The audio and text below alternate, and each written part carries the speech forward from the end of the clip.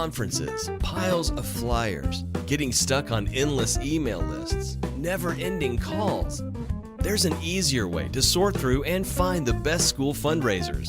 School Zone Podcast proudly presents the 10 top school fundraising ideas for 2017, a guide of top fundraising companies handpicked from the best podcasts. As an added bonus, it lists 5 awesome resource companies that would add tremendous value to your school and students. A guide to 10 top fundraising companies and 5 resource companies. And we're giving the guide away for free. That's right, for free. Ready to simplify the search? Download the free guide at schoolzonepodcast.com. Welcome to School Zone School Fundraising Ideas Podcast. We interview top fundraising and resource companies to help you find a solution to your next school fundraising or school resource need. Are you ready to simplify the search? Now, here's your host, Matt Miller. All right. Hey, School Zone podcast listeners. This is Matt coming at you from sunny Stephenville, Texas. Excited about hopping on today. This is our actual first video podcast, which will be made available on YouTube at the School Zone Podcast channel, as well as audio at schoolzonepodcast.com. And this summer, we've been spending a lot of time reaching out with companies that we haven't come across in the trade shows and in all the events that we've worked over the years. And today is no exception. So I'm really, really excited to have Alex DeMeo on from schoolFUNDCenter. Alex, say hello to the School Zone audience. Hello, everybody. So you've got a bio that's like a mile long. You've been in the tech industry and the ad industry for about 30 years, I guess. Give us just a brief synopsis of where you come from and why the heck you're in the school fundraising space today. All right. As a teenager, I saved up working at a local grocery store. And near the store, there was a pizza place, that Asteroids video game, Pac-Man. And I was just fascinated. So I took that money I was saving up for a car and bought an Apple II computer and started designing video games in my bedroom alone. I met some guys and they were working with a company out in California. I was in New Jersey. That's why I talk this way, from New Jersey. And they were working with a company called Activision, and they hired me, and I made a lot of video games for years. Starting from a teenager, took my company public, and I was only 29 years old. Things were happening way fast, and it was really wonderful. So now here I am in school fundraising, and it's almost like, well, all those games so kids wouldn't do their homework, so now I'm paying my penance, and I'm helping schools raise money. The transition really happened as the internet was coming really into play. And in the 90s, I was doing some games online for retailers, for Kmart, help Santa make toys, a little toy factory with different toys in it, and fun things like that.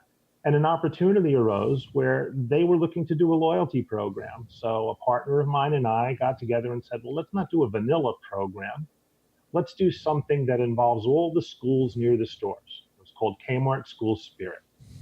And it raised millions of dollars for schools. It was very easy to do. It involved in-store key tags and things like that, where I handed them out, swiped the store, the school made money, and it knew which school it was based on the little code on the card. That's my foray into school fundraising. And then I continued to do it through, the new millennium. And what happened was other companies got involved, like DirecTV, Foot Locker, Subway, and others. And then there was an accidental discovery. As much as I'd like to say, hey, I just came up with this idea all by myself while I was reflecting. Well, not quite. What happened was some of the schools were asking to promote these in-store shopping programs. Could we put little banners or anything on our websites, teach the parents? And so I told my designers, sure, do it. And so they made some little banners and buttons and stuff that promoted all the different sponsors. Go to the store and shop with your card. And then voila, I'm looking at a report that usually tells us visits have come to our website, and it was off the charts, Matt. Like, I was like, it's a virus, it's an attack. Like, I just didn't know what to do, Mr. Non-technical guy here. And so I reach out to my guys to make a long story finally come to a close here. It turns out that it wasn't an attack or anything. What it was is those banners and everything were on our servers. And every time someone visited your school's website, it hit our server. And I said, slow down, guys. Are you telling me that this little handful of schools could generate that much traffic? And they did a report and analysis. And then I said, okay, it's time to do something different. It's time to look at how many people are visiting a K-12 website locally in the community and figure out a way to affect fundraising through K-12 websites in a very easy way. No heavy lifting for the school, no begging, no baking, just pure fundraising through the school's website. And that's what we've built, and that's what schoolFUNDCenter is, and that's what we're doing. So I got to go back to real early in your story, because I was one of those kids who didn't. Well, I had an Apple IIe at one point in high school, but I was one of those kids that was going to the video game arcade and just blowing all my money in the arcade without any inspiration to do to do anything in that world. But man, I remember riding my bike down to one of the arcades in town. I lived outside of the Chicago area, and man, a couple times a week going down and spending my allowance money or whatever. When you're with Activision, are there any titles that we would know that you had an opportunity to work on? Well, the title that I was the most excited about for my time with Activision was called The Great American Cross Country Road Race. It was a car racing game. And what you did is you chose different paths across the country, and it was sort of true to the number of miles, and you'd see the different skylines and stuff racing across the country. That was the one that I was really the most proud of. But after Activision, I was trying to go a little quick there, but the guys and I, we spun off our own video game company, Absolute Entertainment, and we developed a lot of great titles. The one I have 3 daughters. One I'm very proud of was we did the first little girls video game, the Barbie Dream Adventure. And, the girls were never getting a chance to play the games really. And so we beat Little Mermaid to market by a few months. It really went well. We designed the Simpsons games. The first one, Bart versus the Space Mutants. We could be on here a long time if I told you where I got the idea for that storyline. Maybe we'll talk about that offline. We did Home Alone, the Home Alone games, Home Alone 1 and Home Alone 2. A lot of really great titles, and popular properties and things like that. And it was very exciting. I kind of miss it, but I don't regret the path that we took here, because right now there are a lot of great fundraisers out there, but we've got something really special. And I'm really glad that we're doing what we have. And someday, what I'm sort of hoping for, schools are really making money through this network by having this connection on their website. Maybe we could start doing some edutainment, with sponsors and stuff like that, and where learning can be fun. So who knows? Maybe I'll be back in that arena, just in a different ballgame. So how did you? You obviously had the technological background or the team to help you execute that technology. How did you guys go about and start, essentially setting up affiliate relationships with all of these major retailers? I mean, if you go to the website, it appears to be just about anybody you can think of that, the schools have the ability to essentially generate revenue from and through. So how did all that process come about? It was having done the previous in-store programs with the key tags. So we had that great door opener. Hey, by the way, we drove billions of dollars in sales through commercial fundraising partnerships with schools. Then showing the technology and the reach and the potential, that really had a lot to do with it. So the sponsors that you see now, and that group is growing, they're excited about this because look at it from their perspective. We are out to help schools. The end result is helping schools. But let's face certain facts. As a retailer, if I have a couple of thousand and I'm competing with A, B, C, and D, I really do want to be the guy who stands out in the community and is endorsed by these schools. And I'm out there in front of these parents locally. So even though I'm a big giant, multi-billion-dollar national company, well, actually, all of a sudden here, I've got some community appeal, and it's giving me mass impact as a business, but there I am in the community. And that's the best way to be these days. So how long has schoolFUNDCenter been around then? We started this business back in April of 2012. The parent company School Bell Partners. Right. So you're wondering, what have you been doing since 2012? Well, there was a lot of time involved, developing the technology, making it so that an 8th grade kid could add the Fund Center to the school's website if they were asked to. Developing the relationships with the sponsors and doing a lot of beta testing, making sure things worked.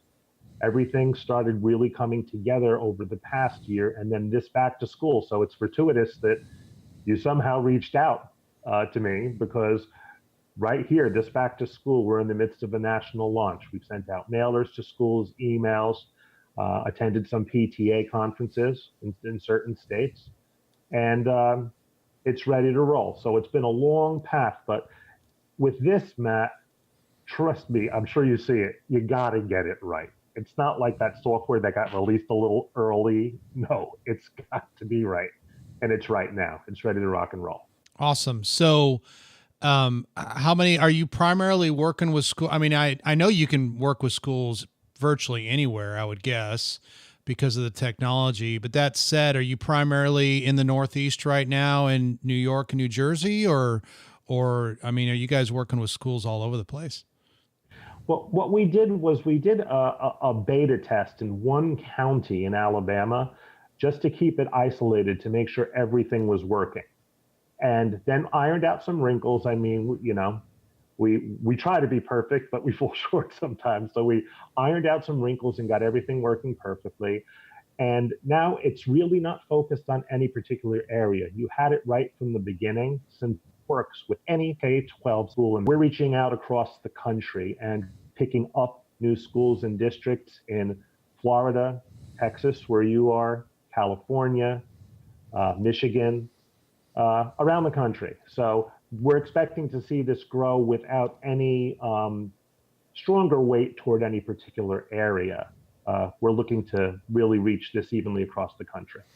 Are you finding that individual schools are reaching out to you, or is it normally a district decision that maybe a school hears about you, but ultimately has to go to the district anyway? And then if one school's doing it, as simple as it is, we might as well bring everybody on board, or how does the implementation kind of typically work thus far in what you've seen?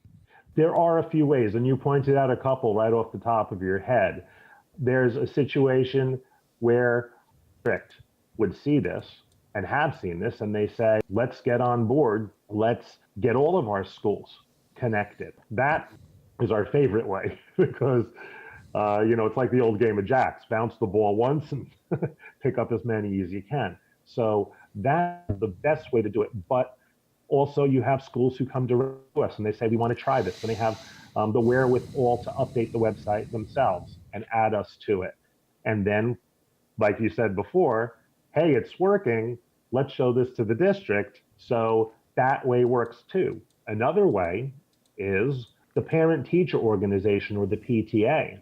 They do a lot of hard work raising money for schools. We reach out to them too. And they come back and they say, we'd like to put this on our Facebook page. We'd like to put this on our PTA page on the website. Or we'd like to take this to the principal and say, hey, here's something we can get behind because there's no heavy lifting, but a tremendous amount of money can be raised. There are a lot of different ways for it to happen, and we're set up for pretty much every path. Our K-12 reps, they're all over it, finding the best way to get this up and running and then make sure it moves through the community or the district. Awesome. You know, the thing I love about this, Alex, I've been in the fundraising industry for about a decade myself. My company, School Spirit Vending, is a hassle-free way for schools to raise money, just like what you guys are doing is. And what has allowed us to do some really cool things with our company and is allowing you to do the exact same thing is this is something that just kind of happens in the background. So there's no big rallies, there's no big, assemblies, there's not the marshaling of the troops, the kids, the parents, the faculty, all of that. It's just awareness and letting parents know that, hey, there's this button here on our website that you can use. And every time you use it to shop from any of the affiliates that are available, the school makes money. I love that because there isn't a whole lot of decision that is having to be made. We're not asking the kids to get involved. And in the process, this is either a very low and hassle-free way to raise money, or it's a great supplement to the other things that they're going to do anyway. It's like in Texas. I know they're limited primarily because of sales tax to two events a year. And that's when they're, kind of selling stuff, and the school gives them a tax, two different tax-free events essentially for not to pay sales tax. Well, this doesn't really fit into that. That's right. So they can keep doing their events, but then they work with you guys and have another means of developing revenue as well. Let me ask you this. Do you guys work with organizations outside of schools at all, or are you completely just doing schools? We've been approached by some faith-based groups and colleges, universities, and it's a widget that works. So we've talked to them, but right now our primary focus is K-12 education. It's got a tremendous need, and K-12s have, as you were just citing, the ability to put efforts into all kinds of ways, budgetary gaps through different types of fundraising. We find ourselves to be what you said, supplemental. We can work alongside any fundraising and just make it easier for the educators to focus on education instead of fundraising, because that's really what it boils down to, is when teachers are collecting money, counting inventory, how many bags of M&Ms did Johnny say he sold, and how many are left, and how many dollar bills? Well, that's taking away from education. So we stay in that focus. The other areas that have come to us, it can work with them too, but we think the K-12 is the best one. It needs it the most, and it's best suited for the K-12 universe across this country. But you will probably see, and we may talk again about some other areas, maybe moving to higher education and into some other areas, because there are other locally based websites out there that reach the community that we could connect with.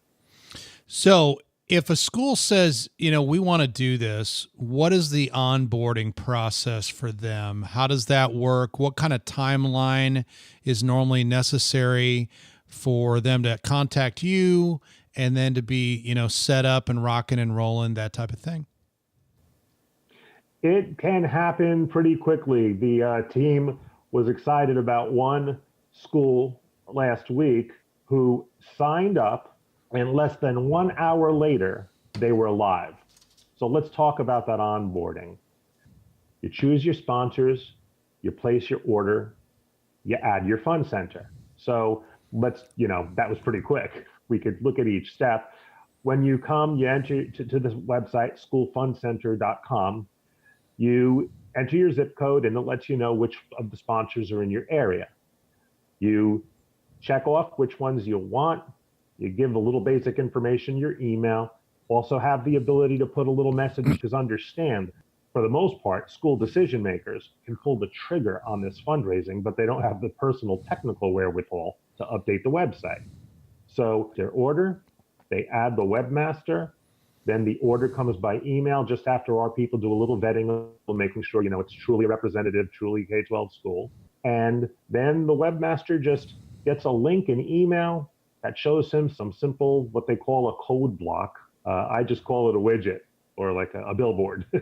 And they just paste that onto the area of their site that's the most visible, most visited. So, there's the most activity, and voila, you're there. So onboarding can happen very quickly. The next part after being live, of course, is getting the word out to the school, for the PTA, for the principal, for the development director, assistant principal, to let the parents know, hey, guess what? Before you make that next big purchase, before you do that renovation in your house, make sure you go to the website and go to homedepot.com and order all those tiles and all of those materials. Next time you need the pet food, go to the website. Just don't go straight to Petco. Go through the school's website, because we're covering all the major areas that you shop every day. Now, fundraising is easy as shopping. And that's an important message, because, Matt, you've been through this before. When someone does something new, it usually requires some change in behavior. And in this particular case, it's a pretty easy change, but nevertheless, it does need to get out there. The word needs to get out there. And once someone does it, once someone says, hey, I clicked on Verizon and we switched this and the school got $75. Oh, this is great. Well, they'll remember that, and they'll probably continue to do it. So is there a breakdown on the site of, this retailer provides X percent and this one that? I know that I just noticed that, you could click and it would show the average family will raise X amount of dollars typically through this company within a year. But is there a way for the schools to focus on those companies that maybe provide a higher percentage when they're picking out the companies that they want to have shown on their fund center?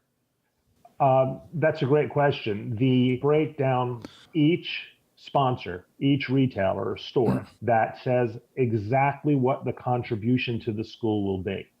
Now, we ourselves, we add a little something to that by putting, we have what we call every click counts, where we contribute a small donation, because, we have to be careful here, but a small donation for every click.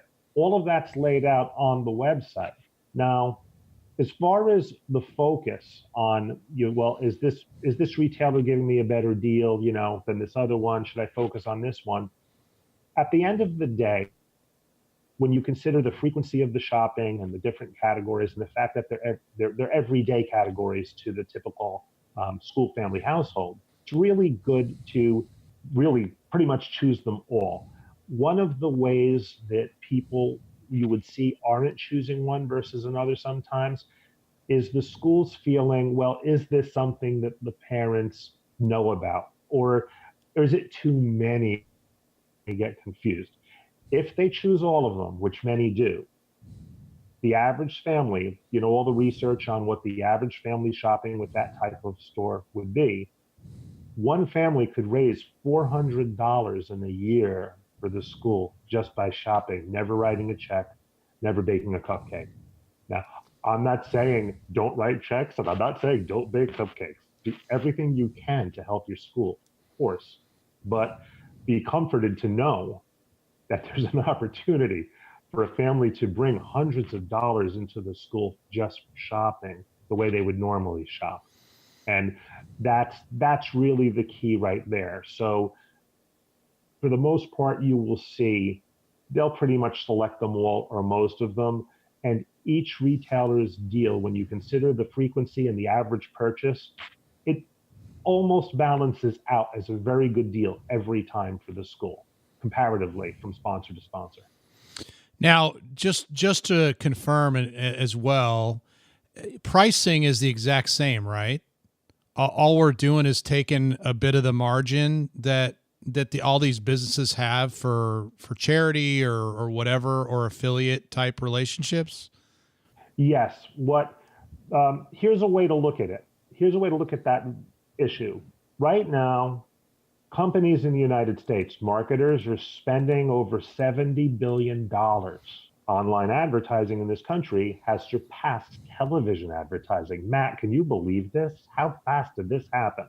Now, when we look at those numbers, and they're very large, there are different opportunities for these stores to advertise certain ways. They can pay for the advertising, pay for ads, they could do banners, they could do search, they could do all of those things.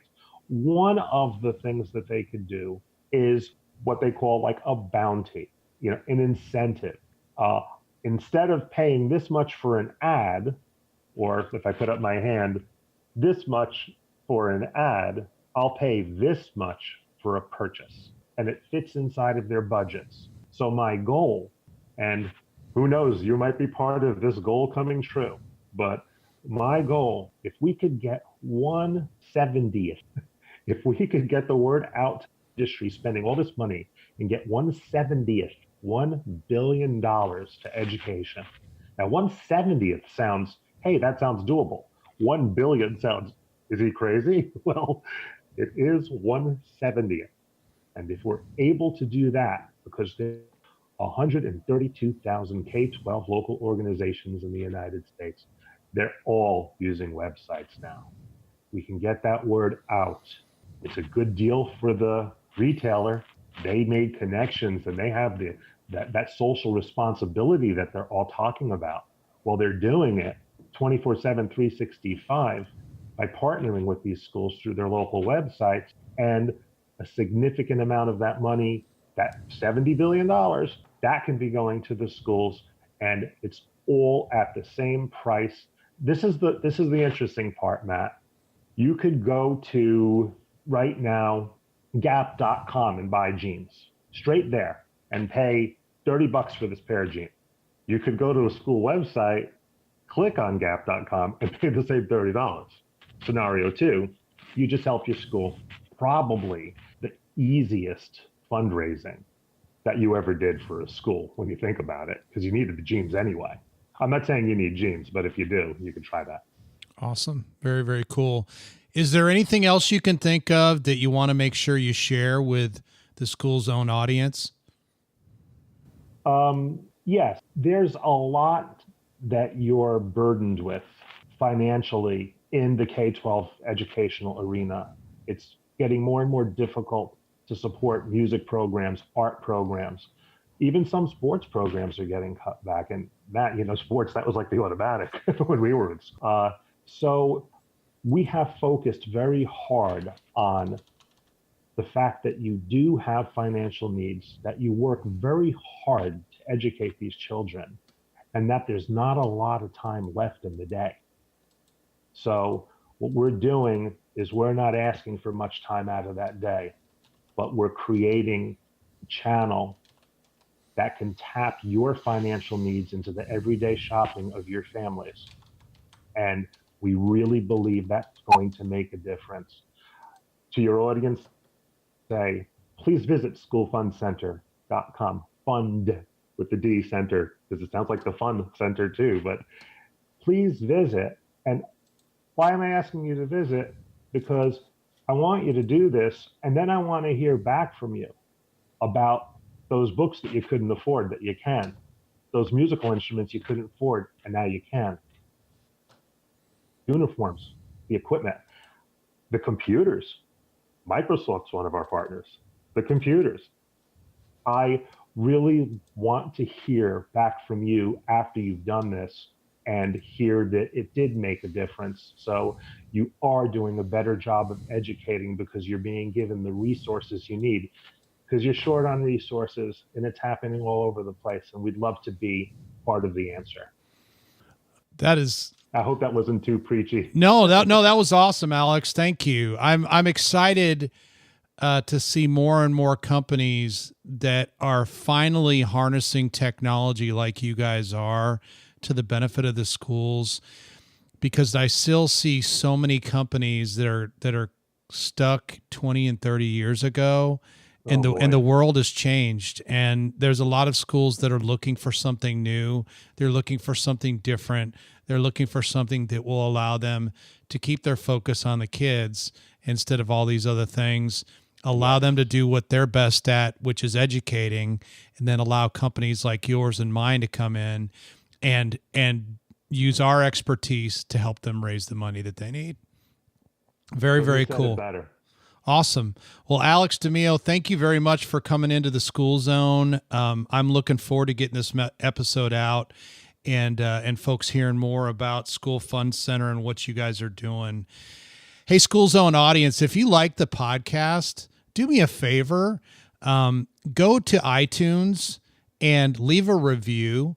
A 1 to a 5, completely up to you. But the higher the reviews totals and the higher the number of stars that we get allows us to be exposed on iTunes to more and more and more people, which means more and more schools, their administrators, educators, and volunteers get a chance to know and learn about School Zone and really cool companies like Alex's.